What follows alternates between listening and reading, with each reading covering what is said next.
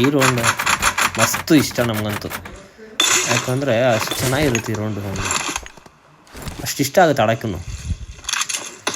ಫ್ರೀಯಾಗಿ ಹಿಂದೆ ಆಡ್ತೀವಿ, ಯಾಕಂದರೆ ಅಷ್ಟು ಅಭ್ಯಾಸ ಆಗಿದೆ. ಎಲ್ಲಿ ನೀವು ಇರ್ತಾರೆ ಏನು ಅಂತೆಲ್ಲ ಗೊತ್ತಾಗುತ್ತೆ. ಈ ಫಸ್ಟು ಬ್ಯಾಗೆಲ್ಲ ಫ್ರೀ ಮಾಡ್ಕೋಬೇಕು, ಇಲ್ಲ ಓಡೋಕ್ಕಾಗಲ್ಲ. ಸುಮ್ಮನೆ ಅನ್ವಾಂಟೆಡ್ ಐಟಮ್ಸ್ ಎಲ್ಲ ಇಟ್ಕೊಬಾರ್ದು. ಅವ್ರ ಕಡೆ ಸ್ಟ್ರಾಂಗ್ ಆಗಿದ್ದಾರೆ ಲೆವೆಲ್ ಇಲ್ಲ, ಅದು ಯಾಕೆ ಹಿಂಗೆ ಆಡ್ತಾ ಇದ್ದಾರೆ ಗೊತ್ತಿಲ್ಲ. ಗೆದ್ದಿದ್ದಾರೆ ಅವರು 2 ರೌಂಡ್ ಗೆದ್ದಿದ್ದಾರೆ. ಅದಕ್ಕೇ ಯಾಕಂದರೆ ಸ್ಟ್ರಾಂಗ್ ಇರೋ 1 ರೌಂಡು ಗೆಲ್ಲಕ್ಕೆ ಬಿಡಬಾರ್ದು ನಮ್ಮ ಕಡೆ ಹೊರದೇ ಹಾಕ್ಬೇಕು ಒಬ್ಬನ್ನ.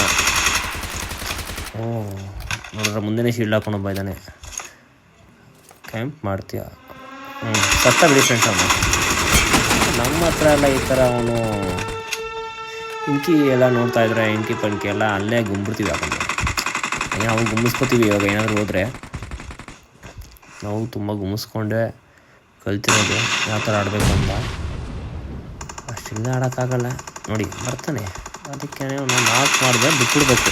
ಇನ್ನೊಬ್ಬ ಹೆಲ್ತ್ ಕೊಡೋಕ್ಕೆ ಬಂದಾಗ ಕ್ಲಿಯರ್ ಮಾಡ್ಕೊಬೇಕು. ನೋಡಿ ಓಡ್ತಾ ಇದ್ದಾನೆ, ಪರವಾಗಿಲ್ಲ. ಇವಾಗ ಹೋಗೋಣ.